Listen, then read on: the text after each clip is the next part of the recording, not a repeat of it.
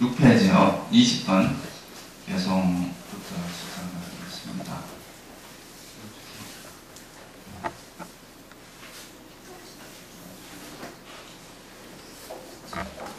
한번 같이 읽어보겠습니다. 20번. 사교적 모임에 탐닉하는 자는 일시적 해탈에도 이룰 수가 없다. 태양의 오해가 한말을 명심하여 거풀소리, 외풀처럼 혼자서 가라. 그 다음에 그릇된 견해의 왜곡을 뛰어넘어 강간의 제로에 이르는 길을 얻으니 나에게는 궁극적인 지혜가 생겨 남에게 이끌릴 필요가 없다. 라고 거풀소의 외풀처럼 혼자서 가라. 이 두 개 이제 개성에서 이야기하는 거는 이제 일시적인 해탈, 앞에는 이제 일시적인 해탈을 이야기했고요. 그 다음에 나오는 게 뭐냐 하면, 궁극적인 지혜가 생긴다. 이렇게 이제 두 가지로 나눠져 있는데요. 그래서 이제 이 불교에서는, 이 두 가지를 이제 일시적 해탈과 이제 영원한 해탈, 또는 일시적인 벗어남과 영원한 벗어남, 또는 일시적인 소멸과 영원한 소멸, 뭐 이렇게 나누어서 설명을 할 수 있습니다. 그래서 이제 번뇌가 이제 영원히 소멸하는 경우가 있고 또 일시적으로 소멸하는 경우가 있다는 거죠. 그래서 이제 일시적인 소멸을 하는 경우와 영원한 소멸, 이 두 가지를 이제 대비해서 설명을 드리려고 합니다. 앞에 보면 이제 사교적 모임에 탐닉하는 자는 이제 일시적인 해탈에도 이룰 수 없다. 사교적 모임에 탐닉한다. 뭐 이 말은 이제 맨날 사람들하고 어울려 다니고 이제 노는 그런 걸 이야기하는 거죠, 그죠?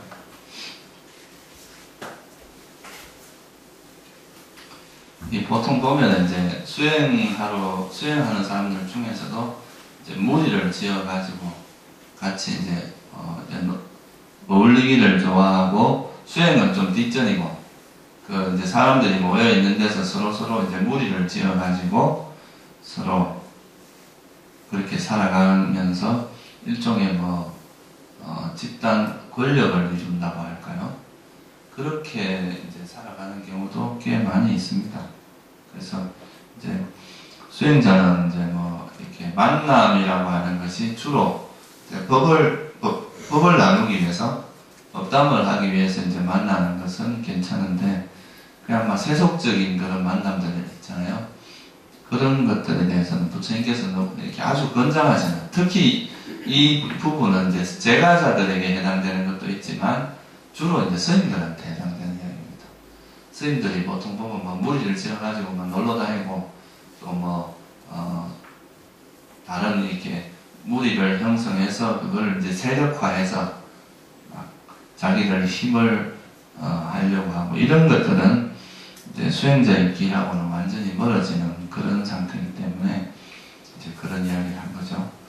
그래서 이제 먼저 이런 이야기를 하기 전에 일시적인 해탈과 영원한 해탈의 차이가 뭔가를 먼저 한번 살펴보면요.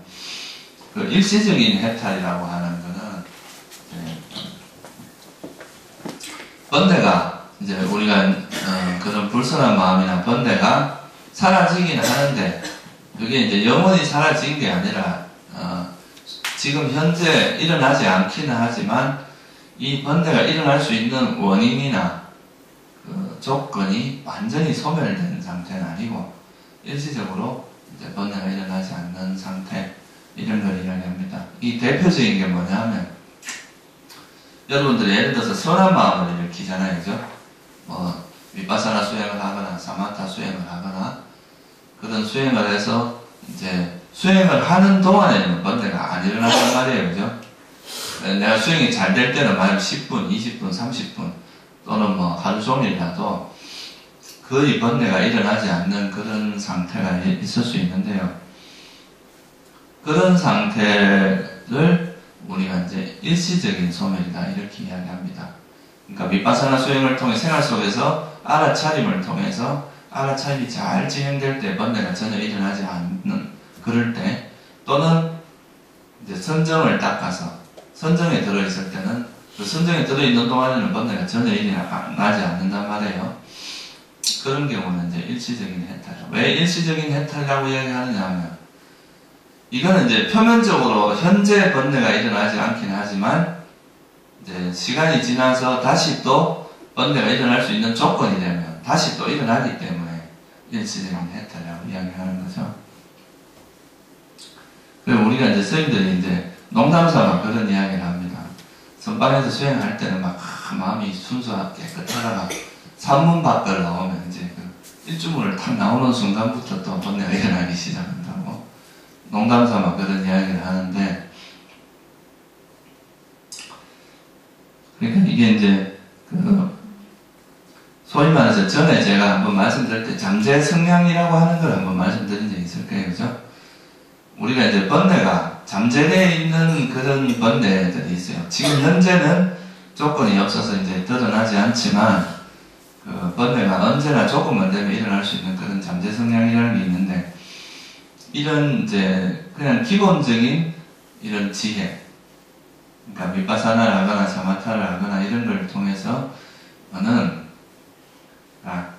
그 현재 번뇌가 일어나지 않게 하는 거는 가능한데, 완전히 그러니까 번뇌의 뿌리를 뽑아내는 그런 거는 이제 좀 어렵다 이 말이죠. 그래서 이건 이제 일시적인 해탈은 그렇게 번뇌를 완전히 제압하고 그 번뇌가 일어날 수 있는 가능성이나 뿌리를 완전히 뽑아냈다 라기보다는 일시적으로 이제 내가 이 번뇌를 일어날 조건이 이제 내가 선한 마음을 계속 일으킴으로써 다른 번뇌가 일어날 틈을 주지 않는 그런 상태라고 볼 수가 있는 거죠. 그래서 이 일시적인 해탈에는 이제 두 가지 형태가 있을 수 있습니다. 생활 속에 알아차림을 통해서 여러분들이 이제 평소에 생활 속에서 자기에게 일어나는 현상들을 잘 알아차리면 알아차림과 지혜라고 하는 것이 끊이지 않고 지속됩니다. 그러니까 소위 말해서 사띠와 그 쌈빠자라고 하는 지혜, 알아차림, 분명한 이해라고 하는 이 두 가지가, 그러니까 내가 무슨 행위를 하고 살아간다는 것에 대해서 명확한 자각이 있는 거죠. 걸어가면 걸어가고, 앉으면 앉고, 밥을 먹으면 밥을 먹고, 그 행위에 대한 분명한 이해와, 그리고 자각이 분명히 따라가는 것을 이야기합니다. 그래서 그런 이제 알아차림과 분명한 이해가 생기면 그 순간에는 알아차림과 지혜가 있으니까 이때는 번뇌가 일어날 수가 없단 말이죠. 이렇게 된 상태는 이거는 일종의 이제 좀 다른 말로 표현하면 뭐라고 표현할 수 있냐면 대체로 인한 벌입니다. 이렇게 말하기도 합니다. 청정도론에 보면. 그럼 무슨 말이냐 하면 이제 선한 마음이 일어날 그 시간에 이제 불선한 마음이 일어날 그 상황을 선한 마음으로 대체했다 이 말이거든요. 그러니까 예를 들어서 우리가 여기서 보면 이 쟁반 위에 이제 음식이 놓이게 되는데, 이 쟁반 위에 음식을 예를 들어서 내가 이걸 놓으면은 이거는 못 넣잖아요, 그죠? 근데 또 다른 걸 놓으면 이건 못 넣는단 말이에요, 그죠? 그러니까 이 쟁반 위에 내가 원하는 것들을 이렇게 놓게 되는데, 우리가 조금 방심하면 이제 이런 번뇌들이 이 자리를 차지하는데, 정신을 바짝 차리고 내가 이 자리를 계속 알아차림과 지혜로 차지하고 있으면 다른 것들이 올라올 수 없잖아요, 그죠? 그런 것처럼 이건 생활 속의 알아차림이라는 건 이제 그 정신을 바짝 차리고 지혜가 동반된 그런 삶을 살면서 이 번뇌가 일어날 수 있는 그 여유나 틈을 안 주는 거죠, 그죠? 이런 게 이제 어떻게 보면 대체로 인한 버림이라고 이야기를 합니다. 그냥 그 어떻게 보면 선한 마음으로 불선한 마음을 대체, 선한 마음이 불선한 우리가 번뇌가 일어날 그 시간에 틈을 주지 않고 선한 마음으로 다 메꿔버린다, 이런 의미가 있습니다. 그리고 이제 또 생활 속의 알아차림이라는 이제 우리가 호흡 명상이나 이런 걸 통해서 선정에 들게 되면 그 선정에 들어있는 그 시간 동안에는 번뇌가 절대 일어날 수가 없어요. 이거는 그 선정에 든다는 것은 알아차림의 힘이 굉장히 파워풀해지기 때문에 다른 번뇌가 일어날 수 있는 그 가능성을 완전히 배제시키게 되겠죠. 그죠? 그래서 이제 이 선정에 들어가는 그 순간도 그 번뇌가 전혀 일어날 수 없기 때문에 이거는 뭐 청정도론에서 이건 억압을 통한 벌입니다. 이렇게 표현합니다. 그 표현이 뭐 그렇게 번역이 그렇게 된 것 같은데 원어가 뭔지는 제가 잘 모르겠어요. 근데 이거는 뭐냐면 그 알아차림 힘이 워낙 강력해서 다른 번뇌를 완전 제한하고 해서 논의를 많이 한다. 뭐 이런 의미가 있습니다. 그래서 이런 거를 이제 우리가 두 가지를 뭐라고 하냐면 그 일시적인 해탈 또는 이제 그 일시적인 소멸이다. 이렇게 이야기를 합니다. 이거는 아까도 말씀드린 이건 특징이 뭐냐 하면 지금 이 순간은 이제 번뇌가 일어나지 않지만 이게 또 힘이 약해지면 다시 번뇌가 일어날 수 있다.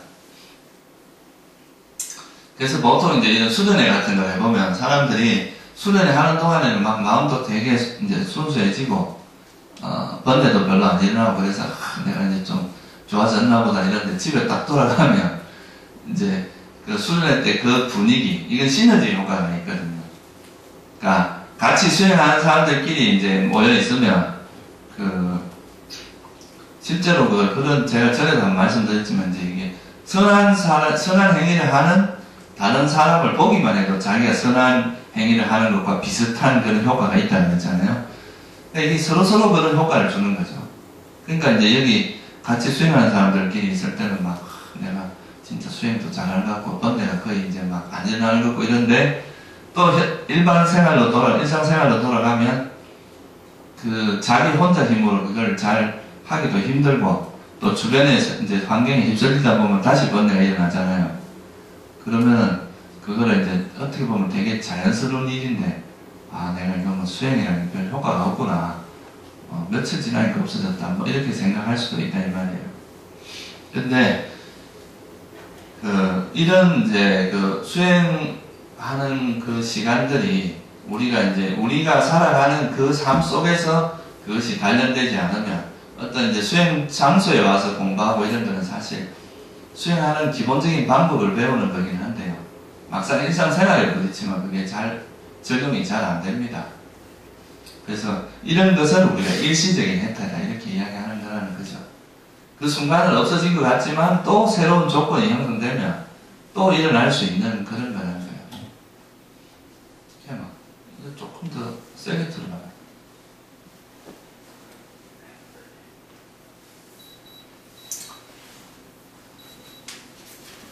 근데 이제 이 일시적인 해탈이라는 것이 결국은 이제 좀 우리가 이제 수행을 통해서 그러니까 뭐 팔정도를 실천하고 특히 팔정도라고 하는 게 이제 요약을 하면은 생활 속의 알아차림과 이제 이런 선정을 닦는 것, 생활 속에서 우리 마음을 잘 이제 다스리고 그리고 이제 선정을 닦고 이런 것들이 이제 우리가 생활 속에서 이루어지게 되는데요. 이런 거를 하다 보면 이제 어떤 변화가 일어나느냐 하면 시간이 지날수록 이 지혜가 점차 성숙을 합니다. 그러니까 그냥 그 상태로 머물러 있는 게 아니고 일단은 우리가 일시적인 해탈이 시작입니다. 그런 이제 일시적으로 우리가 이제 생활 속에서는 알아차림과 지혜를 유지하고 또 선정을 닦을 때는 그런 고요함을 유지하고 이렇게 하는 게 결국은 이제 일상생활에서 번뇌가 일어날 수 있는 그 시간을 자꾸 줄여나가는 거고 선한 마음을 이렇게 많이 시간을 이제 확장시키고 번뇌가 일어날 수 있는 시간을 이제 자꾸 줄어들고 그렇게 하는 거죠. 그렇게 하다 보면 우리 마음에서 이제 그 뭐냐면 지혜가 점점 자랍니다. 그래서 처음에는 그냥 뭐 예를 들어서 현상을 볼 때도 그냥 우리가 이제 탐욕이나 성냄이 개입돼서 이렇게 바라보다가 이런 이제 일시적으로도 번뇌가 소멸된 그런 상태에서 이제 현상을 보게 되면 우리가 이제 마음이 순수한 상태에서 현상을 보기 때문에 그 현상에 대한 이해가 점차 깊어지는 거죠. 처음에는 그냥 이게 뭐 예를 들어서 내 몸이다 이 정도만 알다가 조금 더 깊어지면 이 몸이라는 것이 4대로 이루어져 있다. 이런 것도 통찰을 하게 되고, 또 나중에는 거기서 조금 더 발전하면 이 나한테서 이렇게 일어나는 그런 현상의 원인이 뭔지도 알게 돼요. 왜 이런 게 일어나는지. 그러니까 지금 내가 화가 일어나면 왜 화가 일어나는지 이런 것도 이해를 하게 되고, 또 내가 이제 지금 뭐 어떤 지혜가 일어나면 그 지혜가 뭘 원인으로 일어났든지, 이런 이제 현상, 지금 현재 일어나는 이 현상에 대한 이해로부터 시작해서 이 현상이 일어나는 원인을 알게 되고, 또 이 원인을 알게 되면 어떤 이제 깊이 있는 통찰이 이루어지냐 하면요. 아, 지금 나한테 일어나고 있는 현상들이 전부 어떤 조건에서 일어나는 거구나. 조건 따라 일어나는 어떤 현상일 뿐이구나 하는 걸 알게 돼요. 그러면 여기서 이제 한 걸음 더 나아가게 되면 뭐냐면, 보통 이제 사람들이 내가 걸어간다, 걸어가는 행위를 이제 바라본다. 그러면 아, 내가 걷고 있구나 이렇게 생각하는데, 여기는 보면 뭐냐 하면 사람들이 일반적으로 생각할 때는 내가 걷고 있다 이렇게 생각을 합니다. 그러니까 걷는 것을 걷는 주체인 행위자가 있다고 생각을 한단 말이에요. 보통 그죠? 내가 먹는다, 내가 걸어간다, 내가 앉는다 이렇게 생각을 하고, 그 행위자, 그 행위를 하는 뭐 주체 이런 것이 있다고 생각을 한단 말이에요. 근데 우리가 이런 알아차림과 지혜를 통해서 현재 나에게 일어나고 있는 이 현상이 단지 어떤 조건에서 일어나는 하나의 현상, 조건이 있음으로 일어나고 조건이 없으면 사라진다 이런 현상이라는 걸 이해를 하게 되면, 그냥 이거는 어떤 그런 행위가 있을 뿐이지 그것을 행위를 하는 행위자, 소위 말해서 행위자라고 하는 것이 없다는 걸 알게 됩니다. 그냥 그런 행위가 있을 뿐이다 이 말이에요. 앉아있으면 앉아있는 그런 행위가 있을 뿐이지 앉아있으려고 하는 그런 주체, 내가 앉아있는다 이런 행위자는 없다는 거죠. 행위를 하는 그 주체. 그리고 행복을 느낄 때 보통은 느끼는 자가 있다고 생각을 해요. 내가 느낀다, 내가 행복해한다 이게 아니라, 그런 이해를 하게 되면 이런 그 느낌이 있을 뿐이지 느끼는 그 행위자는 없다, 느끼는 자는 없다 이런 것도 이해를 하게 돼요. 그리고 인식을, 그냥 어떤 인식, 어떤 거에 대한 이미지가 떠오를 뿐이지 이 이미지를 일으키는 인식하는 자가 있는 것은 아니다. 이런 이제 통찰로 이어지는 거죠. 그냥 우리에게 일어나는 것들이 그냥 하나의 현상일 뿐이라는 거예요. 어떤 조건에 의해서 만들어진 하나의 현상, 어떤 여러 가지 조건의 화합에 의해서 만들어진 현상, 또는 마음에 의해서 만들어진 현상, 그런 일 뿐이라는 것을 이해를 하게 되면 이제 여기서 아주 깊은 통찰이 일어납니다. 지금까지 이것이 내 것이다, 또 나의 것이다, 또는 영원한 것이다, 또는 이거는 뭐 행복이다 이렇게 생각하는 그런 왜곡된 인식이 놓아지고 버려지고, 그냥 어떤 행위가 있을 뿐이다. 그냥 그런 쌍카라, 어떤 조건에 의해서 어떤 현상들이 일어났다가, 형성된 현상들이 일어났다가 사라질 뿐이다 라는 것을 이해를 하게 됩니다. 이거는 이제 굉장히 깊은 통찰에 이르게 되는 거죠. 그거는 여러분들이 뭐가 반드시 전제되어야 되냐면, 현재 나에게 일어나는 행위가 어떤 조건에서 일어난다는 것을 명확히 이해를 해야 돼요. 이거는 그냥 여러분들이 뭐 머리로 이해하는 게 아니라 실제로 나에게 일어나는 여러 가지 행위를 이렇게 관찰해 보니까, 예를 들어서 내가 화가 났다. 이 화가 날 때는 화가 날 수 있는 여러 가지 조건들의 결합에 의해서 이런 화가 일어난다는 거. 그리고 이 화라는 것이 순간적으로 이런 조건이 있을 때 일어났다가 또 조건이 사라지면 또 이 화는 또 사라진다는, 그러니까 이거는 어떤 적당한 조건에서 마치 손과 손이 이렇게 부딪힘으로써 이 소리가 나듯이, 그러니까 이 소리가 어떤 특별한 누가 이렇게 일어나라고 해서 일어난다기보다 손과 손이 부딪히는 조건에 의해서 일어난다. 그런 행위, 그런 현상들이 있을 뿐이다. 라는 것을 이해하게 되면 우리가 부딪히는 현상들에 대해서 우리가 쉽게 말해서 이제 현상이라는 우리가 만나는 세상으로 이해를 해도 됩니다. 우리가 이런 만나는 이 세상에 대해서 집착이, 이제 생각이, 우리 마음이 서서히 멀어지기 시작하는 효과가, 그런 이제 현상이 나타나는 거죠. 우리가 이걸 내 거라고 생각하면 안 놓으려고 할 거 아니에요. 그죠? 계속 붙들고 있으려고 한단 말이에요. 근데 이것이 그냥 어떤 상황과 조건에서 일어났다가 사라지고, 어떤 단지 조건에 의해서 일어나고 사라지는 현상일 뿐이다. 이렇게 이야기를 하면, 그냥 나하고 인연이 될 때 그걸 쓰다가 인연이 다 하면 그냥 보낼 줄 안다. 이 말이에요. 이걸 붙들지 않고, 인연 따라 흘러가게 내버려 둘 수 있다. 이 말이죠. 그렇게 되면은 우리가 세상을 대하는 태도가 상당히 달라집니다.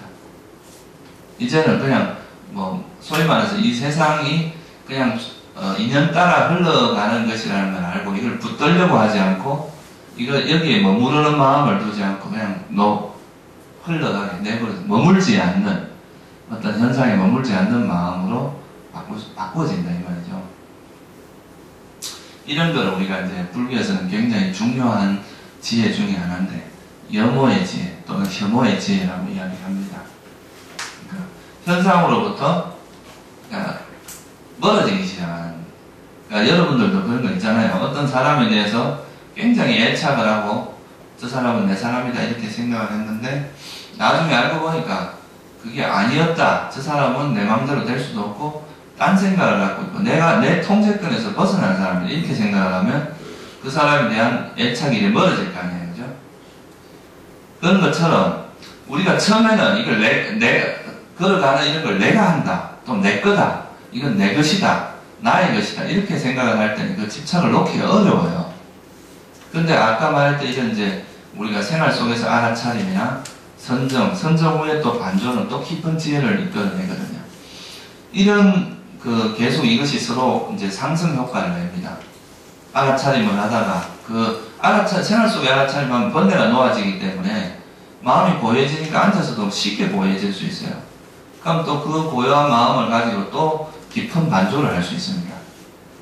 그러면 또 지혜가 깊어지고 이러면서 지혜가 이제 점차 깊어지는데 이 깊어지는 거에 이제 절정에 이르는 게 바로 이런 지혜입니다. 우리에게 일어나는 현상이 그냥 단지 조건 지어졌을 뿐이다.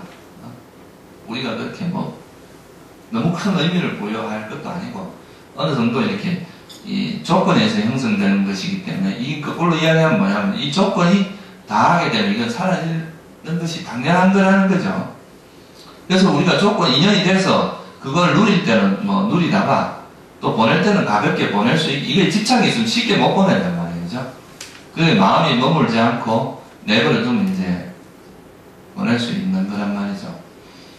그래서 이제 이렇게 지혜가 깊어지다 보면 궁극적으로 우리가 이제 세상에 대해서 집착하고 탐착하던 마음이 어느 순간에 이제 탁 나가지는 때가 옵니다.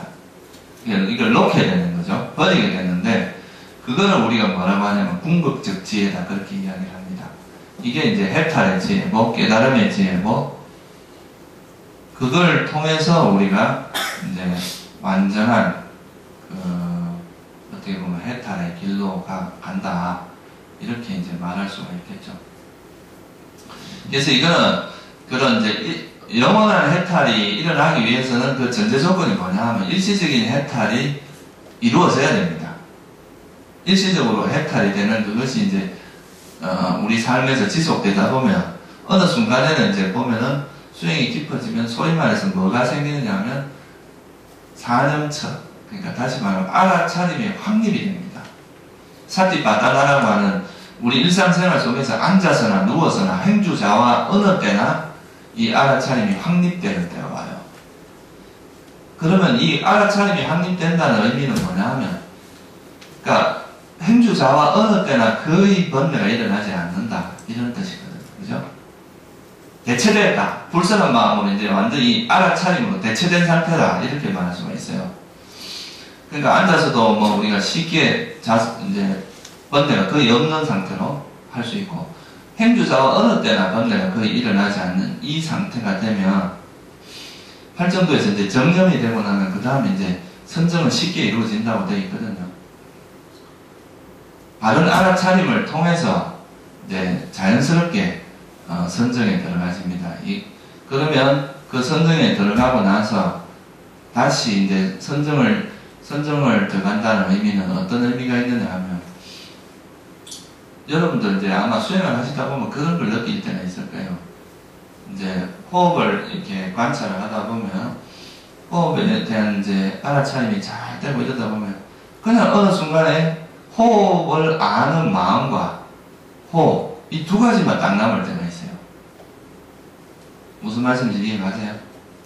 그러니까 그냥 호흡을 아는 그 마음만이 딱 있고 그 나머지는 그냥 다 사라져버리는 그런 상태가 있을 수 있습니다.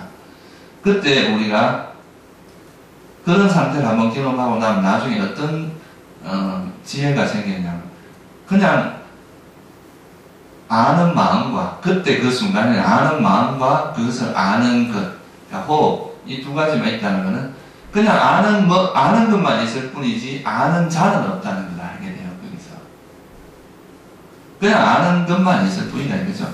누가 아는 주체가 있고 이런 게 아니라 그냥 마음이라는 것이 있고 그 마음을 이 호흡을 아는 마음과 그 대상 그 두 가지만 있지 다른 건 없다는 걸 알게 되거든요. 그러니까 결국 이게 뭐냐면 마음의 작용이라는 걸 되게 선명하게 볼 수 있어요. 아, 내가 안다고 생각을 했는데 실제로 아는 것은 마음이구나 하는 걸 명확히 안다는 이 말이죠. 그래서 거기서 이 마음이라는 걸 명확히 알게 되고 그러면서 이 감각을 좀 터득하게 되는 거죠. 아, 결국 이제 이 세상에서 뭔가 우리가 인지작용을 하고 이런 건 그냥 마음일 뿐이지 뭔가 아는 자, 아는 뭔가 주체가 있는 것은 아니구나. 그냥 단지 아는 그런 마음이 있을 뿐이구나 하는 걸. 이런 것도 되게 중요한 통찰이거든요.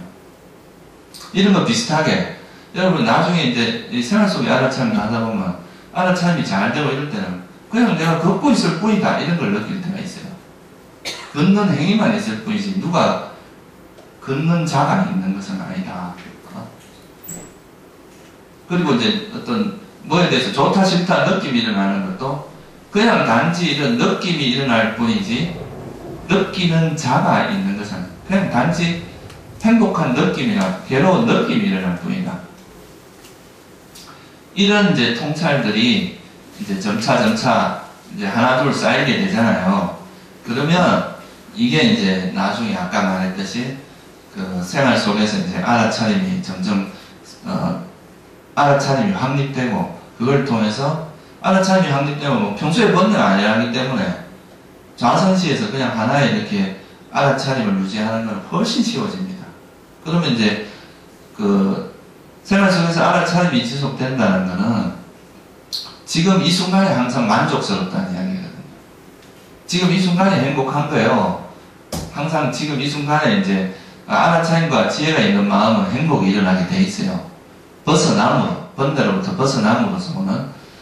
그러니까 이제 그 행복이 그냥 어느 하나의 대상에 빠져들면 선정에 쉽게 들어갈 수가 있는데 그 선정에 들어갔다가 나와서 이제 이런 통찰을 해보면 선정 상태에 있었던 그 상태를 반조를 해보면 그냥 그 선정을 이루고 있던 그런 마음의 현상들이 있었을 뿐이지 그리고 또 그 현상은 내가 선정이 나오면서 변했단 말이냐 변한 걸 알게 되고 그러면서 이제 이 선정이라는 그 선정을 이루고 있던 그 상태가 아 정말 이게 실체도 없고 무상한 것이고 정말 나라고 할 만한 것이 없구나 하는 것을 명확히 알게 되면서 이제 이런 궁극적 지혜가 일어납니다.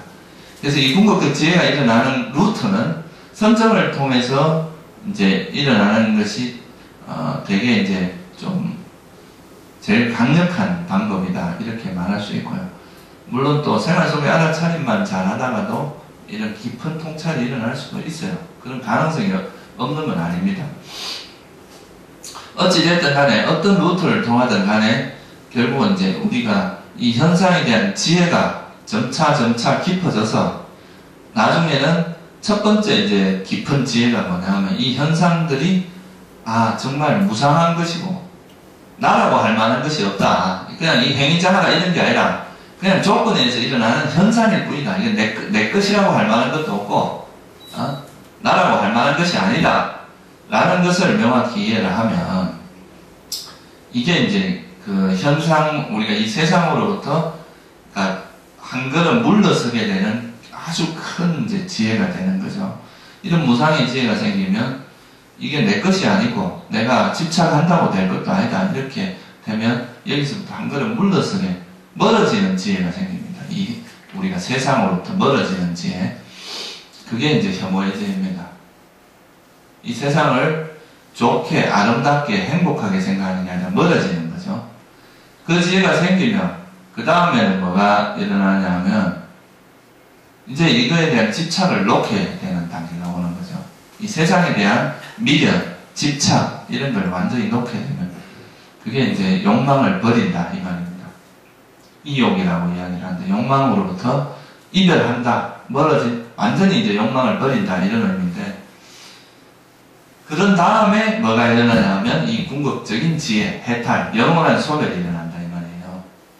그러니까 이런 일시적인 해탈이 바탕이 되지 않고서는 절대로 영원한 해탈이라는 게 불가능하다 이 말이죠. 그죠? 그 일시적인 해탈을 통해서 지혜가 점차 깊어 나가면서 이런 궁극적인 해탈이 이루어집니다. 그래서 최초로 이루어지는 이제 해탈을 우리가 수다원이라고 이야기를 하고요. 그러니까 번뇌가 한꺼번에 이렇게 순간적으로 다 사라질 수도 있지만, 이제 어떻게 보면 제일 거친 번뇌부터 사라지고, 그 다음에 그거보다 조금 미세한 거. 이렇게 해서 점차로, 불교에서 이제 그 번뇌가 사라지는 단계는 최대한 4단계로 구분이 돼요. 그래서 이제 수다원이라고 하는, 수다원, 사다원, 마나, 이걸 이제 우리나라 말로 번역을 하면 이제 임류, 성인류에 들어간다고 해서 임류라고 그러고, 그 다음에 이제 일례, 이 인간 세상에 딱 한 번, 욕계로 한 번만 돌아오면 된다는 의미에서 일례라고 그러고, 또 불한, 다시는 이제 욕계로 돌아오지 않는다고 해서 불한가, 그리고 아라한, 이렇게 4가지로 나누어집니다. 수다원이 된다는 것은 이제 어떻게 보면 완전히 확정된 길을, 확정된 발판을 마련했다 이렇게 말합니다. 경전에 보면. 그러니까 이 수다원에 도달한 존재는 이제 열반의 아라한이 되는 것은 시간 문제다 이 말이죠. 길어도 7생 내로 아라한이 된다 그랬거든요. 이거 확정된 존재다. 열반의 티켓을 완전히 거머쥔 존재다 이렇게 말할 수가 있겠죠. 그래서 이제 이 수다원이 된다는 것은 상당히 어떻게 보면 큰 변화가 있습니다. 경전에서 뭐라고 비유가 있느냐 하면, 이런 나무막대기 숟가락 같은 거를 물속에, 바닷물에 넣어요. 넣었다 끄집어내면 바닷물이 여기 묻어 있겠어요? 안 묻어 있겠어요? 묻어 있을 거 아니에요, 그죠? 근데 이 묻어 있는 물의 양이 이 중생의 고통을 이 바다로 비유한다면, 수다원에 남아있는 고통은 요 숟가락에 묻어 있는 정도밖에 안 된다는 거예요. 비유를 그렇게 합니다. 그만큼 이 수다원이 된다는 것은 거의 우리 중생들이 가질 수 있는 거의 대부분의 번뇌가 사라진 상태다 이렇게 말할 수 있어요. 근데 좀 이런 수다원이나 이런 깨달음을 너무 쉽게 생각하는 사람들이 있어요. 수행하는 사람들도. 그러니까 어느 지역에 가면 수다원이 수두룩한 그런 곳도 있거든요. 근데 그런 것은 사실 물론 부처님 당시에는 그런 사람들이 많이 있었다고 이야기를 하는데, 하여튼 이 수다원이라고 하는 그 경지가 결코 가벼운 경지는 아닙니다. 굉장히 이게 이제 어떻게 보면 열반의 발판을 완전히 마련한 거고, 요즘 우리나라 말로 하면 불태전의 경지다 이렇게 말할 수 있어요. 다시는 태전이라는 것이 없는 경지거든요. 그리고 이제 이 수다원이 되면 달라지는 게 뭐냐 하면, 여기 뭐라고 되어 있습니까? 그릇된 견해의 왜곡을 뛰어넘는다 이렇게 되어 있죠. 그죠? 21번 보면 그렇게 나와 있죠. 그릇된 견해의 왜곡을 뛰어넘는다. 다시 말하면 이런 아까 말씀드렸듯이 내가 이렇게 손을 흔드는 이걸 내가 한다 이렇게 보통 표현하잖아요. 그죠? 근데 이거는 이제 좀 엄밀한 의미에서 보면 내 마음에 의도가 일어나고, 그 의도에 의해서 이 근육이 움직이고, 이 근육이 결국 이렇게 몸을 움직이게 하는 건데, 이 움직임을 이제 불교에서는 풍대가 움직인다 이렇게 이야기해요. 바람의 요소. 그래서 이건 그냥 그런 바람의 요소가 일어나서 움직이는 거지, 이 자체가 나라는 것이 움직이게 하는 것이 아니다. 그렇게 이제 보다 보면 이것이 내 몸도 내 것이 아니고 내 마음도 내 것이 아니고 그냥 어떤 조건에 의해서 일어나는 하나의 현상일 뿐이다.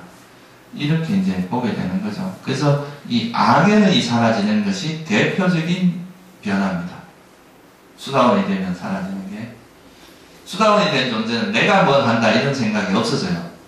그러니까 쌍카라가 일어난다. 그냥 이렇게 생각을 하는 거죠. 그냥 어떤 현상이 일어났다가 사라질 뿐이지 내가 뭘 한다. 이런 이제 생각이 없어진다는 거죠. 그래서 이제 이런 사견이라 내가 있다라고 생각하는 그런 자아의 견해라든가 죽음은 끝이라고 이야기하는 단멸견해라든가 또는 내가 나쁜 행위를 해도 다음에 가보는 없다.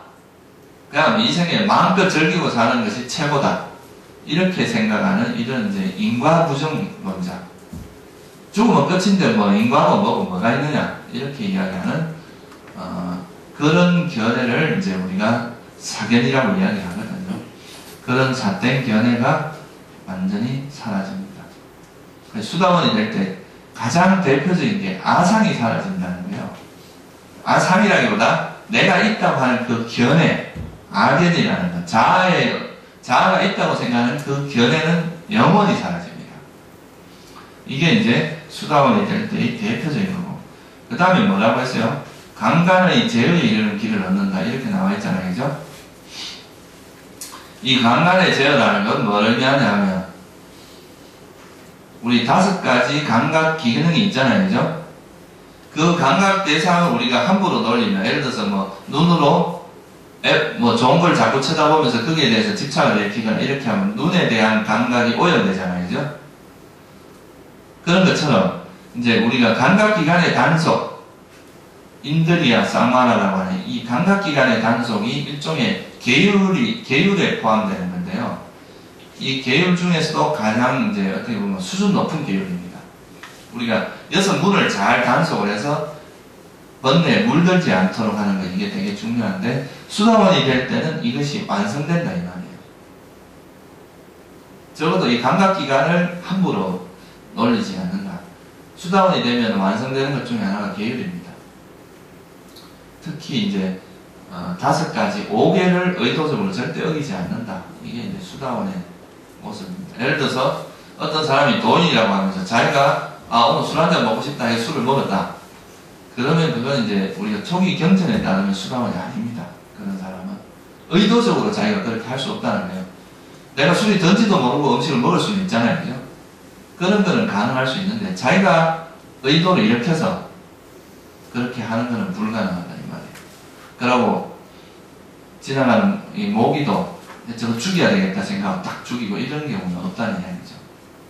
그러니까 일부러 의도를 내서 살생을 할 수는 없다는 거예요. 모르고 지나가다가 밟아서 죽는 이런 건 있을 수 있지만 내가 마음을 내서 하는 그런 건 있을 수 없다는 거죠. 그게 이제 수다원이 감각의 제어에 이르는 길을 얻는다 이 말이 감각기능의 단속이 완성되고 감각기관의 단속이라는 것은 결국 계율의 완성을 이야기합니다. 계가 완성이 된다는 뜻이에요. 그러니까 사견이 사라지고 사견이 사라지기 때문에 뭐가 또 생기냐면 법에 대한 확고한 신심이 생깁니다. 부처님의 가르침에 대해서 무아의 가르침이라든가 영기의 가르침 이런 것에 대해서 명확한 이해가 이루어지면서 결국 확고한 신심이 생긴다 이거죠. 신심이 생긴다는 이야기는 또 다른 말로 하면 뭐겠어요? 의심이 사라진다. 그렇게 말할 수 있겠죠, 그죠? 법에 대한 의심 또는 이것이 영원히 사라집니다. 그래서 수다원이 되면 영원히 사라지는 것 중에 하나가 사견과 의심 이 2가지는 영원히 사라집니다. 그리고 거친 형태의 감각적 욕망과 성냄도 사라지죠. 예를 들어서 내가 지금 다음 생에 악취에 태어날 만한 그런 감각적 욕망이나 성냄이 있을 수가 없다 이 말이에요. 거친 형태로. 그냥 순간적으로 생각이 스쳐가는 정도는 가능하지만 그걸로 인해서 악행을 행동으로 옮길 만큼 그런 식의 번뇌는 있을 수가 없다는 이야기죠.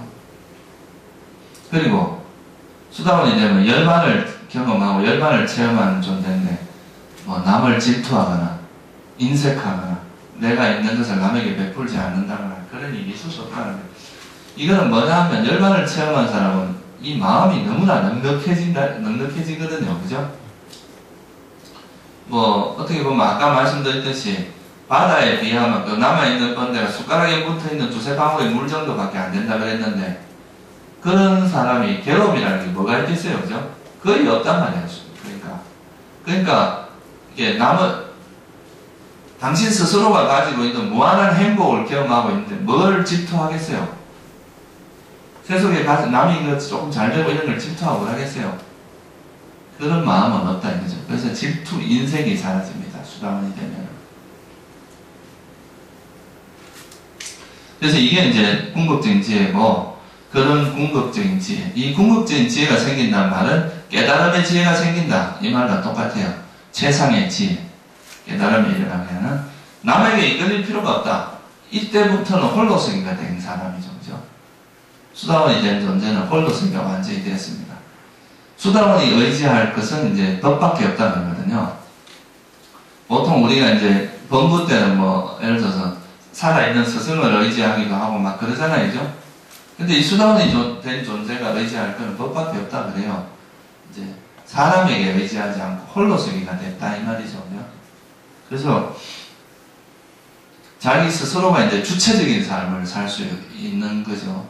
남에게 이끌린, 다른 사람에게 뭐 이렇게 크게 이렇게 휘둘린다거나 이런 일이 있을 수가 없다는 거죠.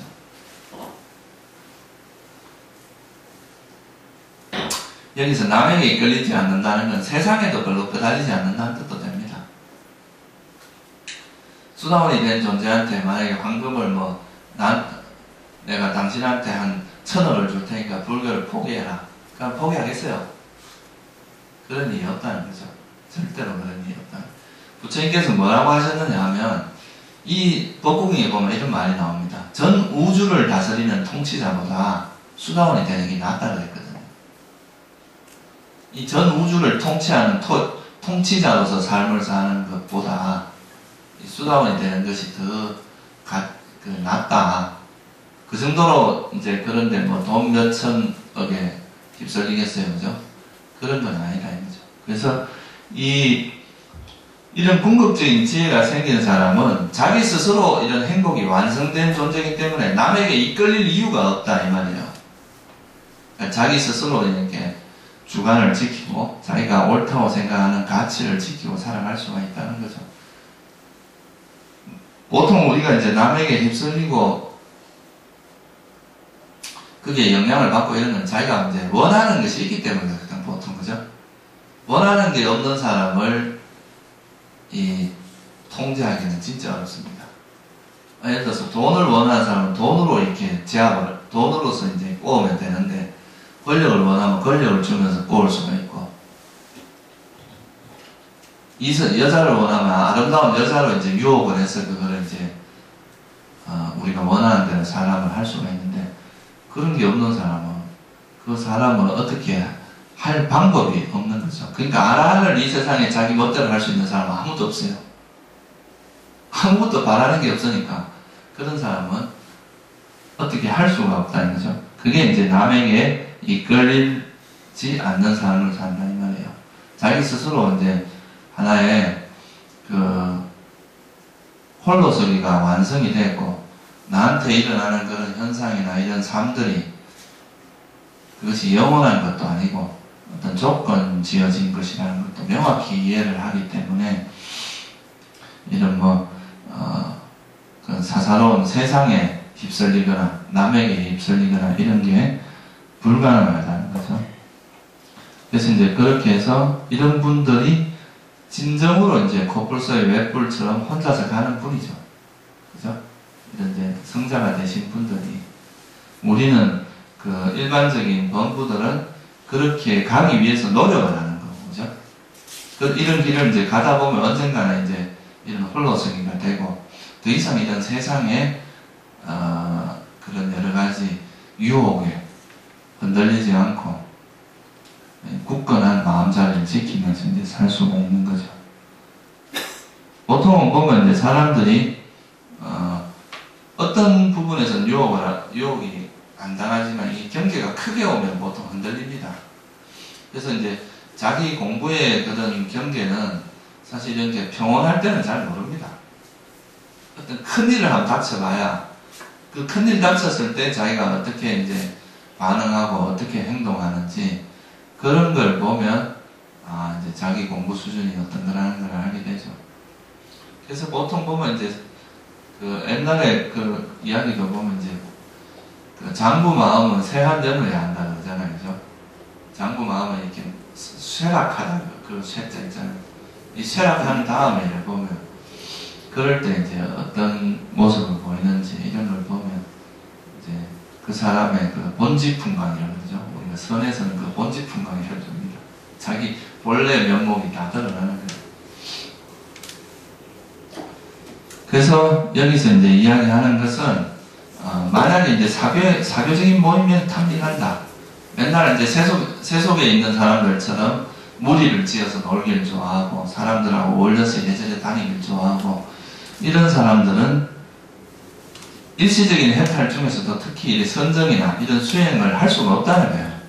마음이 항상 딴 데가 있고 떠 있는데 어떻게 이제 이런 수행이 되겠어요, 그죠? 그래서 이제 특히 출가한 사람들은 이런 무리지어서 노는 거는 멀리하고, 법담을 하고 법을 나누고, 이런 거는 이제 같이 해도 좋지만, 홀로 있으면서 자기를 이제 수행하고 이런 데 시간을 많이 보내야 된다, 이 말이죠. 요즘은 그런데 출가자들이 완전히 정치판이 되어버린 경우가 많습니다. 이런 거 하지 말라는 거. 그러니까 이런 사교적 모임에만 이제 물들어가지고 이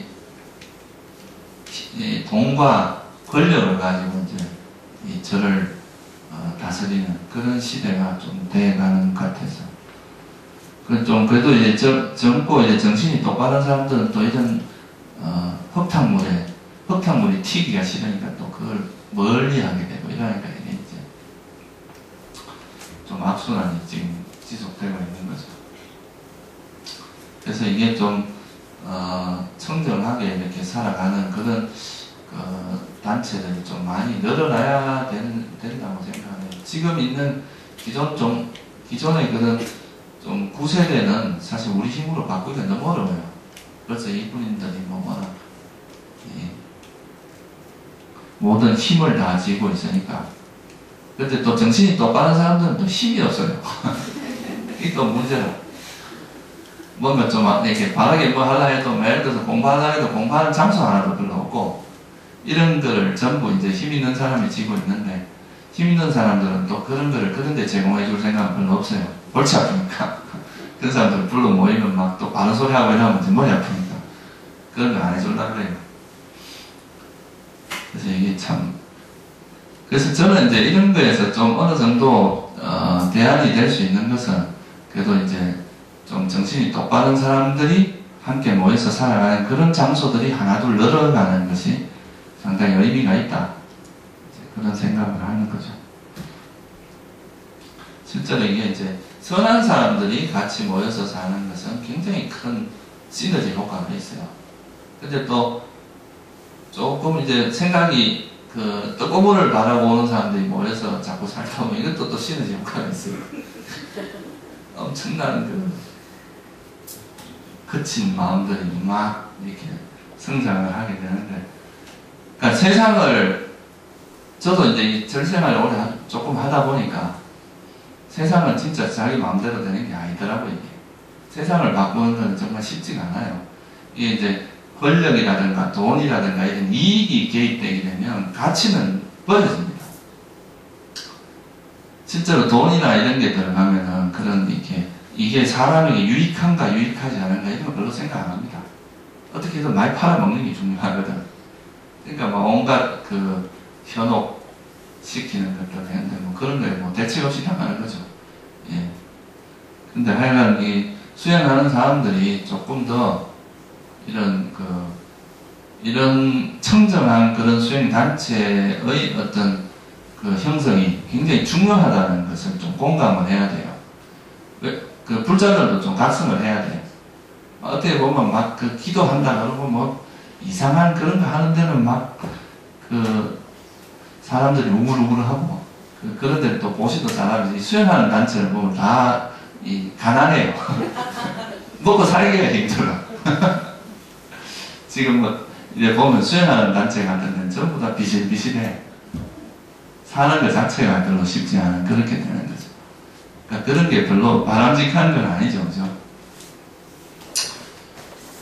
어떻게 보면 이게 이제 스님들만 또 그런 게 아니라 또 이 제가자들도 또 그런 거에 대한 각성이 좀 필요해요.